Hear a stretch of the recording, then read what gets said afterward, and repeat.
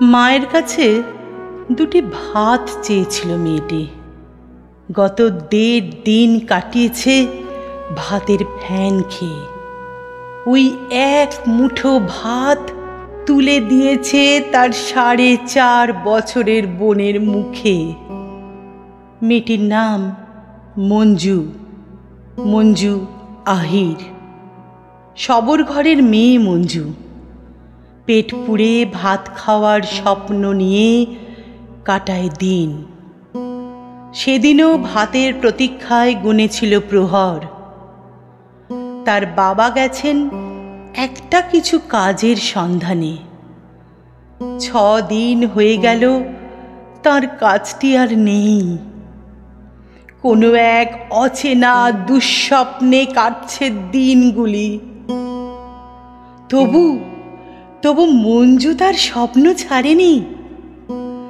আজ ঠিক তার বাবু কাজ পেয়ে চাল কিনবে, আর সে পাবে পূর্ণ চাঁদের মতো এক থালা ভাত।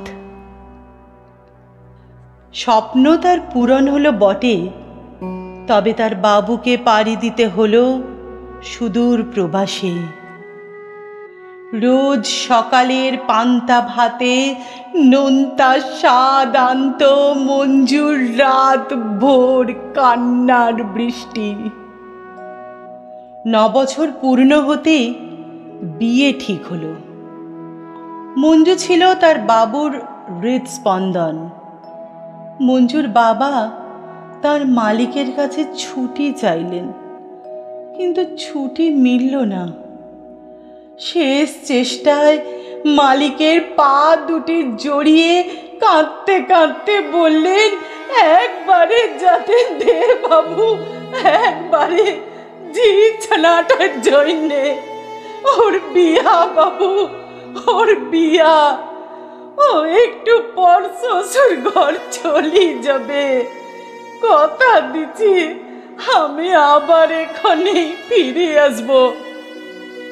কিন্তু ব্যর্থ হলো তার সব আবেদন।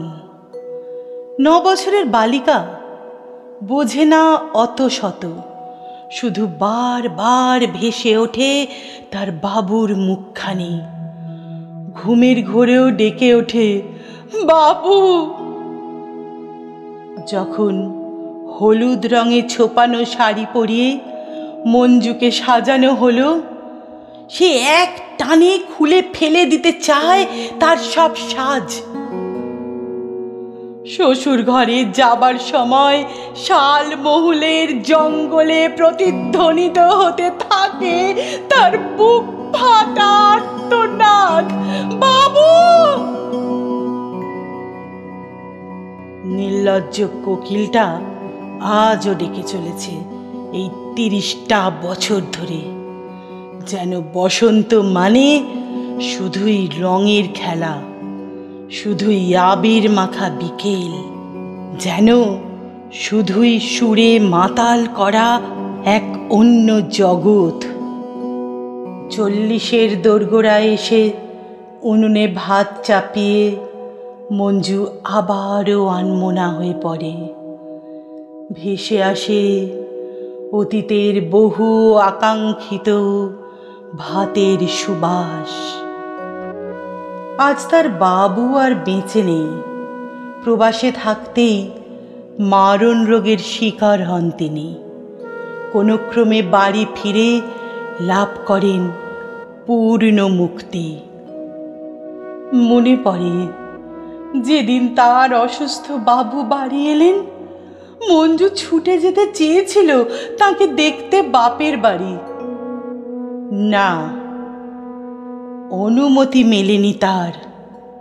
শুধু তার শ্বশুর ঘর দয়া করে সম্মতি দিয়েছিল তার বাবুর জ্বলন্ত চিতাটা দেখতে যাবার।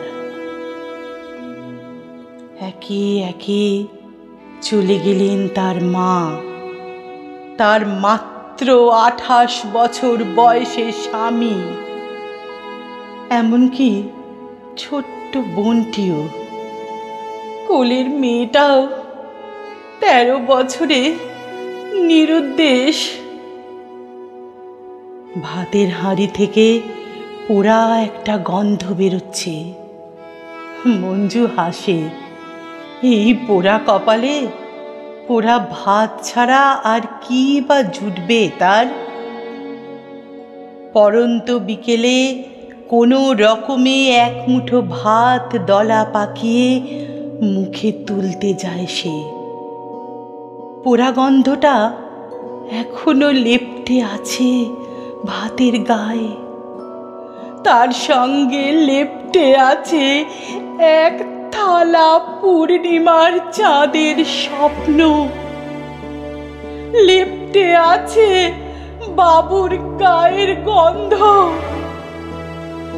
আর আর মিশে যাচ্ছে পোড়া কাঠের চিতার পোড়া গন্ধটা। গত জন্মের কাঙ্ক্ষিত ভাত আর মুখে ওঠে না তার। শূন্য চোখে তাকিয়ে থাকে মঞ্জু গভীর রাতের প্রতীক্ষায়।